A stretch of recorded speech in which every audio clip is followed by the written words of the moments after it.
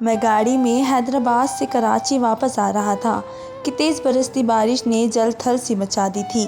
اس بارش کی پیش گئی مہک موسم یاد سے پہلے ہی کرتی تھی اور یہاں تک کہ ہائی الرٹ تک کا کہا جا رہا تھا، لیکن میں جانتا تھا کہ کراچی میں ہونے والی بارش کبھی بھی ہائی الرٹ تک نہیں ہو سکتی۔ یہ سب باتیں سوچتے ہوئے میں حیدرآباد میں اپنی بہن سے ملنے گیا تھا۔ وہ مجھے روک بھی رہی تھی کہ اتنی تیز بارش ہے، مت جاؤ، لیکن وہ سارے ہی کیا جو کسی کی بات نہ مان جائے۔ میں نے اپنی بہن کو تسلی دی۔ میں نے کہا، کچھ نہیں ہوتا، مجھے آج لازمی کراچی پہنچنا ہے۔ 2 دن میں نے تمہارے ساتھ رہ لیا کیونکہ بہت ہی تم اصرار کر رہی تھی۔ میری بہن کہنے لگی، تیز بارش کی بہت ہی خبریں پھیلی ہوئی ہیں، میرا دل نہیں مانتا کہ تم اس موسم میں واپس کراچی جاؤ، لیکن میں نے اس کی کوئی بات نہیں سنی اور واپسی کے لیے نکل گیا۔ ابھی آدھا راستہ ہی میں نے طے نہیں کیا تھا کہ تیز گرجتے بادل نے مجھے بارش کی نوید سنائی تھی۔ بارش نے بس کچھ پل کے لیے ہی بوندا باندی کی اور اس کے بعد تو اس قدر تیز بارش ہوئی کہ سامنے سے آنے والی گاڑیاں بھی ٹھیک سے دکھائی نہیں دے رہی تھی۔ میں نے اپنی گاڑی ایک سنسان سڑک کی طرف موڑ لی۔ میں نے سوچا کہ شارٹ کٹ اختیار کرتا ہوں۔ اس راستے میں 1-2 بار پہلے بھی آ چکا تھا، اس لیے مجھے راستے کا علم تھا۔ بیچ میں گھنے پیڑوں اور جھاڑیوں کا بھی کچا راستہ تھا جو کچھ جنگل نما تھا۔ میں چاہتا تھا کہ اس کو جلد سے جلد یہ راستہ طے کر لوں اور میں کراچی پہنچ جاؤں، لیکن بارش اس قدر طوفانی روپ اختیار کر چکی تھی کہ مجھ جیسا نڈر انسان بھی بوکھلا کر رہ گیا تھا۔ میں نے گاڑی جنگل کی طرف بڑھا دی۔ ابھی مجھے 15 منٹ ہی ہوئے تھے۔ میں جنگل کے درختوں کے بیچوں بیچ کچے راستے میں اپنی گاڑی آگے بڑھا رہا تھا جب مجھے یوں محسوس ہوا جیسے سامنے کوئی لڑکی ہے۔ کچھ پل کے لیے یہ گمان ہونے لگا کہ اس وقت جنگل میں لڑکی کیسے ہو سکتی ہے، کہیں کوئی بھوت پریت کا چکر نہ ہو۔ یہ سوچ کر مجھے خوف سا محسوس ہوا۔ وہ لڑکی بالکل میرے سامنے ہی کھڑی تھی اور اپنے ہاتھ کے اشارے سے گاڑی کو روکنے کے لیے کہہ رہی تھی۔ اگر وہ میری گاڑی کے دائیں بائیں جانب کھڑی ہو کر مجھے روکنے کی کوشش کرتی تو شاید میں گاڑی نہ روکتا، لیکن وہ بالکل گاڑی کے سامنے تھی۔ مجبوراً مجھے گاڑی روکنی پڑی۔ اندر ہی اندر میں گھبرا بھی رہا تھا کہ کوئی بھی لڑکی رات کے 2 بجے جنگل میں نہیں ہو سکتی۔ وہ لڑکی بھاگتی ہوئی میری گاڑی کی فرنٹ ڈور کی طرف آئی اور میری کھڑکی کھٹکھٹانے لگی۔ مجھے کھڑکی کے شیشے نیچے کرنے کا اشارہ کرنے لگی۔ برستی بارش میں وہ لڑکی مکمل طور پر بھیگی ہوئی تھی، کافی خوبصورت لگ رہی تھی۔ اس نے ایک تنگ اور چست قسم کا لباس پہن رکھا تھا جو بارش کی وجہ سے اس کی زینت کو اور بھی نمایاں کر رہا تھا۔ اس پر اس کی باریک سی دوپٹہ اس کو چھپانے کے لیے ناکافی تھا۔ نہ چاہتے ہوئے بھی میری نظروں میں بے باکی سی اتری تھی۔ میری نظروں سے ساکھ اس کا سر سے پیر تک جائزہ لینے کی کوشش کر رہا تھا۔ بارش نے اس کی خوبصورتی کو ایک الگ ہی رنگ دے دیا تھا۔ میں نے اپنی گاڑی کا شیشہ نیچے کیا۔ وہ کہنے لگی، خدا کے لیے گاڑی کا دروازہ کھولے، میرے پیچھے 3 اوباسان کے پڑ گئے ہیں، میری عزت کو بچا لے۔ چہرے سے لگ تو رہا تھا کہ رو دے گی۔ کافی خوف زدہ اور بدحواس بھی تھی۔ تیز بارش میں وہ یہاں کیا کر رہی تھی اور وہ لڑکے اس کے پیچھے کیسے پڑ گئے؟ اس سوال نے مجھے اس لڑکی کے بارے میں مشکور کیا تھا۔ اس نے اب میرے آگے ہاتھ جوڑ دیے۔ کہنے لگی، خدا کے لیے مجھے لفٹ دے دے، کراچی پہنچتے ہی آپ مجھے گاڑی سے اتار دیجیے گا۔ مجھے تو اس وقت بھی کچھ بھی سوجی نہیں تھی۔ میں نے اسے کہا کہ ٹھیک ہے، آپ بیٹھ جائیں۔ میرا یہ کہنا تھا۔ وہ جلدی سے دوسرے فرنٹ ڈور کی طرف آئی اور دروازہ کھول کر اندر بیٹھ گئی۔ اس نے دروازہ بند کیا۔ کہنے لگی، جلدی سے چلیں، کہیں وہ لوگ میرے پیچھے نہ جائیں۔ وہ بار بار پیچھے کی طرف دیکھ رہی تھی۔ میں نے گاڑی سٹارٹ کر کے آگے بڑھا دی۔ بار بار وہ مجھ سے کہہ رہی تھی کہ گاڑی کی سپیڈ ذرا تیز رکھیں۔ میں نے کہا کہ آپ یہاں جنگل میں پہنچی تو کیسے پہنچی؟ میرے سوال پر وہ کچھ تعجب کا شکار ہوئی تھی۔ میری بات کا جواب دینے کی بجائے کہنے لگی، پانی ہے آپ کے پاس؟ مجھے بہت ہی پیاس لگی ہے۔ میں اکثر گاڑی میں پانی کی بوتل رکھتا تھا، اس لیے میں نے پچھلی سیٹ سے پانی کی بوتل اٹھائی اور اس کی طرف بڑھا دی۔ اس نے وہ بوتل کھولی اور گھونٹ گھونٹ کر کے پانی پینے لگی، ساتھ ہی باہر دیکھنے لگی۔ میں جو اسے انتظار میں تھا کہ وہ مجھے یہاں جنگل میں پہنچنے کی وجہ بتائے گی، لیکن اس نے مجھے کچھ بھی نہیں جواب دیا۔ اس کے چہرے کی بدحواسی اور گھبراہٹ کافی حد تک کم ہو چکی تھی۔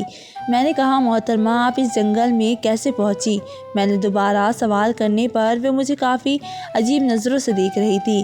کہنے لگی، میری گاڑی خراب ہو گئی تھی، میں بہت ہی پریشان تھی، راستہ سنسان تھا، میں گاڑی میں بیٹھی ہوئی تھی کہ وہاں پر کچھ اور لڑکے آئے جو کہ گاڑی گزری، میری گاڑی کو دیکھ کر وہ گاڑی رکا گئے۔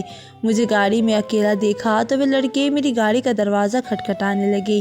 ان سے اپنی عزت بچانے کی خاطر میں نے پچھلی سیٹ کا دروازہ کھولا۔ وہ لوگ جیسے ہی میری گاڑی میں بیٹھے، میں اگلا دروازہ کھول کر گاڑی سے نکل کر بھاگنے لگی۔ وہ لوگ میرا پیچھا کر رہے تھے، اس لیے میں نے جنگل کا راستہ اختیار کر لیا۔ بھاگتے بھاگتے مجھے آپ کی گاڑی نظر آ گئی۔ اس کی بات سن کر میں نے کہا کہ آپ کراچی میں کہاں رہتی ہے؟ تو کہنے لگی، آپ کو مجھے گھر چھوڑنے کی ضرورت نہیں ہے، بس آپ مجھے صرف کراچی تک چھوڑ دیں، شہر پہنچتے ہی میں آپ کی گاڑی سے اتر جاؤں گی۔ میں نے کہا کہ آپ اکیلے گاڑی میں سفر ہی کیوں کر رہی تھی، وہ بھی رات کے اس پہر؟ اس وقت رات کے 2:30 بج رہے تھے اور ایک لڑکی کا اس وقت سنسان سڑکوں پر سفر کرنا میری تو سمجھ سے باہر تھا، اور وہ بھی اکیلے۔ میرے سوال پر وہ پھر سے مجھے نظر چرانے لگی۔ صاف لگ رہا تھا کہ جیسے وہ اس بات کا جواب ہی نہیں دینا چاہتی۔ بہرحال جب میں نے یہ دیکھا کہ وہ میرے سوال کا جواب ہی نہیں دینا چاہتی تو میں نے اس سے کوئی سوال ہی نہیں کیا، چپ چاپ گاڑی چلانے لگا۔ لیکن کچھ ہی مسافت طے کی تھی کہ میری گاڑی ایک دم جھٹکے سے رکی۔ حالانکہ میری گاڑی کے ٹائر اتنے مضبوط تھے کہ جنگل جیسے کچے راستے پر بھی بڑے آرام سے سفر کر لیتی تھی، لیکن گاڑی ایک دم سے رک گئی۔ میں نے گاڑی بہت ہی سٹارٹ کرنے کی کوشش کی، لیکن گاڑی سٹارٹ نہیں ہو رہی تھی۔ اب اس برستی بارش میں باہر نکل کر گاڑی کو چیک کرنا مجھے تو خوفت میں مبتلا کر گیا تھا۔ بہرحال میں اپنی گاڑی سے نیچے اتر گیا اور گاڑی کا بونٹ کھولا، دیکھنے لگا کہ آخر کیا مصیبت ہو گئی ہے گاڑی میں اس سے، لیکن کچھ بھی سمجھ ہی نہیں آ رہا تھا۔ ایک تو اندھیری رات، پھر برسات، اس پر ایک خوبصورت لڑکی میرے ساتھ، اور نہ چاہتے ہوئے بھی میرے دماغ میں بہت سی غلط سوچیں جنم لینے لگی۔ ایسے موقع پر مرد کو اپنے جذبات پر، خیالات پر قابو رکھنا بے حد مشکل ہو جاتا ہے۔ اس پر گاڑی کی خراب بھی سمجھ نہیں آ رہی تھی کہ وہ رکی کیوں۔ بہرحال اس 5 منٹ میں پورا بارش سے بھیگ چکا تھا، سردی بھی لگ رہی تھی کیونکہ بارش سردیوں کی تھی۔ میں غصے سے اپنی گاڑی کی طرف آ رہا تھا جو کہ چلنے سے بالکل انکار کر رہی تھی۔ اس جنگل سے کچھ ہی فاصلے پر ایک قصبہ تھا، لیکن 15 منٹ کی پیدل کی مسافت تھی، اور وہ بھی گھنے دستوں کے بیچوں بیچ میں گاڑی سے باہر نکل گیا۔ وہ لڑکی کہنے لگی، آپ نے گاڑی کیوں روک دی؟ میں نے کہا کہ گاڑی خراب ہو گئی ہے، چل نہیں رہی۔ یہ بات سن کر وہ کہنے لگی، دیکھیں میں سب جانتی ہوں، آپ نے یہ گاڑی جان بوجھ کر روکی ہے۔ تاکہ اتنا کہہ کر وہ چپ ہو گئی۔ اس کی ادھوری بات کا مطلب جان کر میرا دماغ گھوم کے رہ گیا تھا۔ میں نے حیرت سے اسے دیکھا۔ میں نے کہا، مطلب کیا ہے آپ کا؟ تو کہنے لگی کہ میں سب سمجھتی ہوں، لڑکوں کی گاڑیاں رات کے سناٹے میں اس وقت کیوں رک جاتی ہے؟ جب ایک لڑکی کسی سے لفٹ مانگ کر بہرحال مجبوری ان کی گاڑی میں بیٹھ جاتی ہے تو گاڑی راستے میں خراب ہو جائے تو لڑکا اپنی شرافت کا جو مظاہرہ دکھاتا ہے، مجھے اس کا اندازہ ہے۔ یہ بات سن کر میں تو غصے سے ہائپر ہو گیا تھا۔ میں نے کہا، آپ کا دماغ تو ٹھیک ہے، ایک تو میں نے آپ پر احسان کیا، آپ کو لفٹ دی، لیکن آپ میرے کردار پر شک کر رہی ہے۔ وہ کہنے لگی، آپ نے گاڑی کیوں روکی ہے؟ میں نے کہا، ایسا کرے آپ میری جگہ بیٹھے اور گاڑی کو چلا لے اگر آپ کو یہ لگتا ہے تو۔ میں نے کہا، ہر مرد ان لڑکوں جیسا نہیں ہوتا جن کے آج آپ ہاتھ لگنے والی تھی، وہ آپ کے ساتھ کیا کر سکتے تھے، آپ یہ اچھی طرح جانتی ہے۔ یہ سن کر وہ اپنے آپ پر سمٹ کر بیٹھ گئی۔ میں نے کہا، دیکھیں گاڑی کیوں نہیں چل رہی یہ مجھے نہیں پتا، نہ یہ پتا ہے کہ یہ کب ٹھیک ہوگی۔ یہاں سے کچھ فاصلے پر ایک قصبہ ہے، وہاں پر ہم کسی کی مدد مانگ کر رات گزار سکتے ہیں۔ جیسے ہی صبح ہوگی میں اپنی گاڑی ٹھیک کروا کر آپ کو کراچی چھوڑ دوں گا۔ کہنے لگی کہ اس طوفانی بارش میں ہم وہاں تک کیسے پہنچ سکتے تھے؟ میں نے کہا کہ گاڑی میں بیٹھے رہنے سے تو ہم بہتر ہے کہ ویسے بھی آپ پہلے ہی بارش میں بھیگ رہی تھی۔ میری بات سن کر اس نے اپنا نیٹ کا دوپٹہ خود پر لپیٹا اور مجھے اندر ہی اندر ہنسی آ رہی کہ دوپٹہ تمہارا مجھ سے کیا چھپا سکتا ہے؟ اگر اتنا ہی اپنی عزت کا خیال تھا تو خود کو چادر سے چھپانا چاہیے تھا، بلکہ رات کے اس پہر سفر ہی نہیں کرنا چاہیے تھا۔ وہ لڑکی گاڑی سے باہر نکل گئی اور میں نے بھی گاڑی لاک کر کے میں بھی باہر نکل گیا۔ اس کے ساتھ پیدل چلنے لگا، لیکن شارٹ کٹ کے چکر میں راستہ بھٹک چکا تھا۔ رات کے اندھیرے میں سمجھ ہی نہیں آیا کہ میں کب راستہ بھٹک گیا۔ 15 سے 20 منٹ کی مسافت طے ہو گئی تھی، لیکن مجھے وہ قصبہ کہیں بھی نظر نہیں آ رہا تھا۔ ہر طرف جنگل ہی جنگل نظر آ رہا تھا۔ وہ کہنے لگی، ہم کب سے چل رہے ہیں، آپ کا وہ قصبہ کب آئے گا؟ میں نے کہا، شاید ہم راستہ بھٹک گئے ہیں۔ یہ سن کر وہ مجھے عجیب نظروں سے دیکھنے لگی۔ کہنے لگی، ایسا کریں، آپ نے جہاں جانا ہے آپ جائیں، لیکن میں آپ کے ساتھ نہیں جا سکتی۔ میں نے کہا، اس برستی بارش میں آپ کہاں جائے گی؟ کہنے لگی، کہیں بھی جاؤ گی، مجھے آپ کی نیت ٹھیک نہیں لگتی۔ یہ کہہ کر وہ اکیلے ہی دوسری طرف چلی گئی۔ مجھے اس پر اتنا غصہ آیا، میں نے کہا، ٹھیک ہے، بھاڑ میں جائے، اچھا ہے کہ یہ ان آوارہ لڑکوں کے ہاتھ لگ جاتی، اچھا مزہ چکھاتے اس کو۔ ایک شریف انسان ایسے موقع پر بھی اپنی جذبات کو قابو میں رکھے ہوئے ہے اور یہ شک کر رہی ہے۔ اس لڑکی کا یوں مجھ پر شک کرنا مجھے بہت ہی برا لگ رہا تھا۔ کچھ ہی دیر میں وہ نظروں سے اوجھل ہو گئی۔ میں نے سوچا، میرا کیا ہے، میں راستہ تلاش کر کے گاڑی کے پاس چلا جاؤں گا، گاڑی کی بیک سیٹ پہ لیٹ جاؤں گا اور سو جاؤں گا۔ صبح اٹھتے ہی گاڑی ٹھیک کروا کر کراچی چلا جاؤں گا۔ میں ابھی یہی سوچ رہا تھا جب مجھے اس لڑکی کے چیخنے چلانے کی آوازیں آنے لگی۔ ایک دم سے میں ڈنکا اچانک سے اٹھا، اسے کیا ہوا ہے؟ میں اس طرف بھاگنے لگا جہاں وہ اور اس کے چلانے کی آواز آ رہی تھی۔ وہ بس ایک بار ہی چیخی تھی اور اس کے بعد اس کی آواز آنا بند ہو گئی تھی۔ نہ میں اس کا نام جانتا تھا کہ اسے پکار کر پوچھ سکتا کہ وہ کہاں ہے۔ میں نے جس طرف سے اس کے چیخنے کی آواز سنی تھی، میں ادھر ہی بھاگنے لگا۔ میں بار بار کہنے لگا کہ تم کہاں ہو، کیا ہوا ہے تمہیں؟ اس وقت میری کوشش تھی کہ میں اس لڑکی کو بچا سکوں۔ ہو سکتا ہے کہ کہیں وہ آوارہ لڑکے اس کے پاس نہ پہنچ گئے ہو۔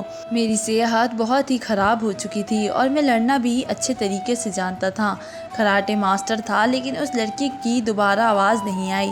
اب مجھے یہ ڈر ستانے لگا کہ کہیں وہ لڑکے اس کے منہ پر ہاتھ رکھ کر اس کے ساتھ کچھ غلط نہ کر رہے ہو۔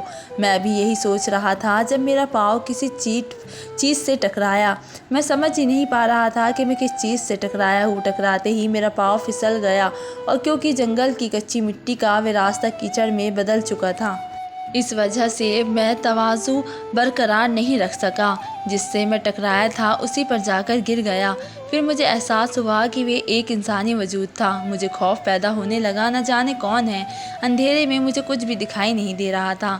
میں نے اپنی جیب سے موبائل نکالا، اس کی ٹارچ لائٹ آن کر کے میں نے اس وجود پر روشنی ڈالی تو میرے حواس گم ہو گئے تھے، کیونکہ وہ وہی لڑکی تھی اور بے ہوش پڑی تھی۔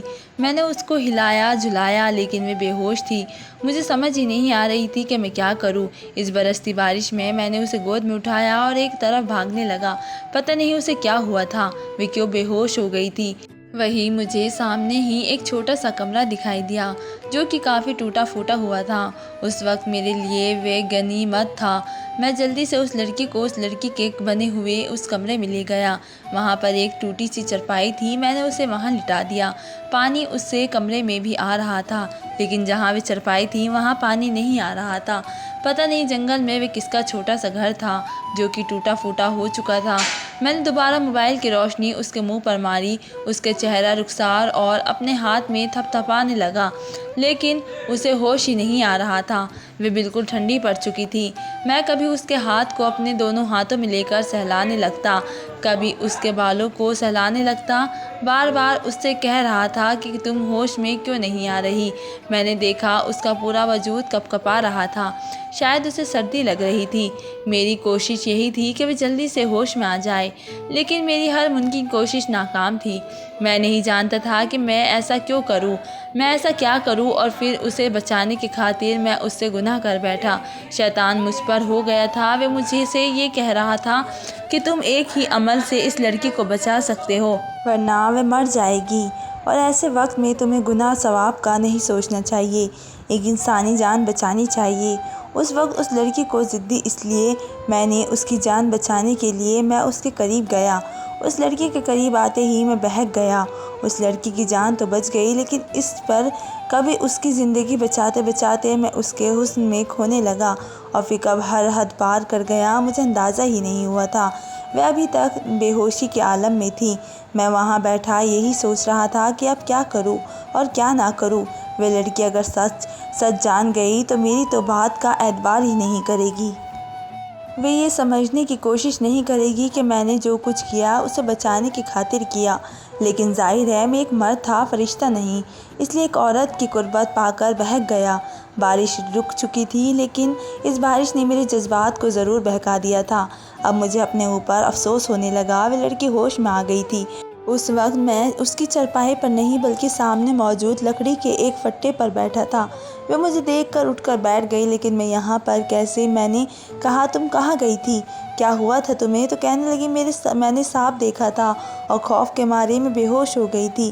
میں نے کہا، چلو واپس چلتے ہیں۔ وہ جاننے کے لیے تیار بھی ہو گئی۔ کہنے لگی، آپ نے مجھے بچایا۔ اس کی آنکھوں اور لہجے سے زیادہ وہ میری مشکور تھی۔ میں نے کہا، تمہارے چلانے کی آواز پر میں پریشان ہو گیا تھا۔ کہنے لگی، آئی ایم سوری۔ میں نے ایک قدم تمہاری اس کی طرف دیکھا کہ مجھ سے سوری کیوں کہہ رہی تھی۔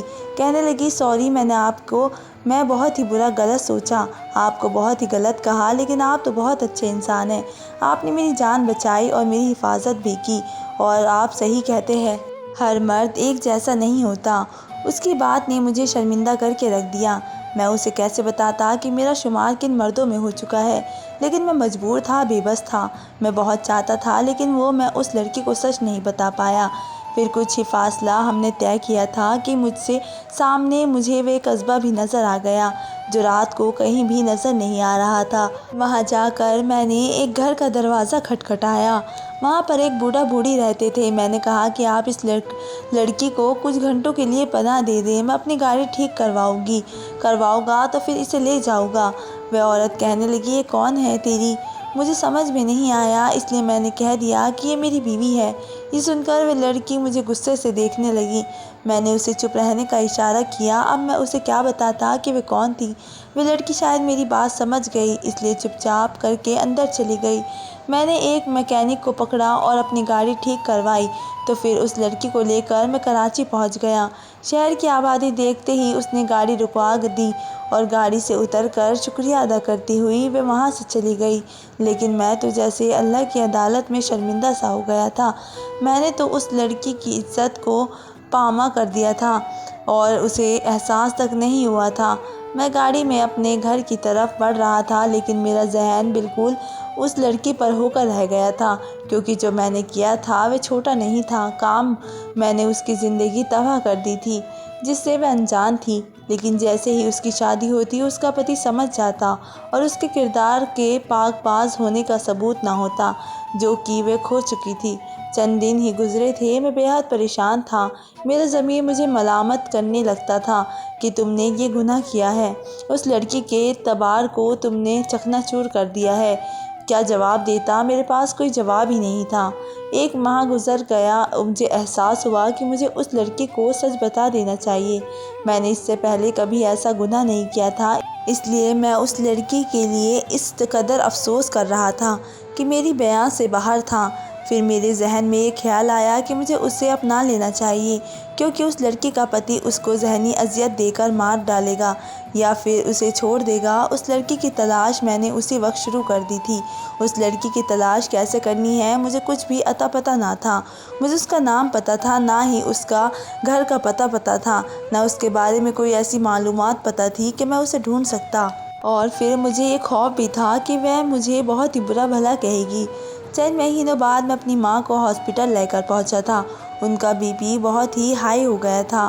وہیں پر میں نے دیکھا یہ تو وہی لڑکی ہے، لیکن اس کے وجود کو دیکھ کر مجھے جھٹکا لگا تھا۔ وہ لیڈی ڈاکٹر کی منت کر رہی تھی کہ اس کا بچہ ضائع کر دے۔ لیڈی ڈاکٹر کہنے لگی کہ 4 مہینے گزر گئے ہیں، اب ممکن نہیں ہے۔ یہ سن کر وہ لڑکی کہنے لگی کہ میری شادی کے لیے رشتہ ڈھونڈ رہے ہیں اور اگر آپ نے یہ کام نہیں کیا تو میں تو برباد ہو جاؤں گی۔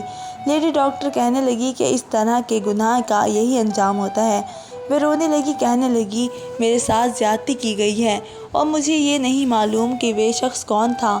یہ سن کر میں اپنے اندر شرمندہ ہو کر رہ گیا تھا۔ میں نے اس لڑکی کا پیچھا کیا۔ جیسے ہی میری ماں ٹھیک ہوئی میں نے اس لڑکی کے گھر رشتہ بھیج دیا، جو کہ منظور ہو گیا۔ میں نے شکر کیا کیونکہ میں نہیں چاہتا تھا کہ وہ بچہ ضائع کرے۔ وہ دلہن بنی میرے کمرے میں بیٹھی تھی۔ جیسے ہی میں نے اس کا ہاتھ پکڑا اس نے برستا ہوا مجھے دیکھا اور وہ انتہا حیران ہوئی۔ کہنے لگی آپ؟ میں نے کہا جی۔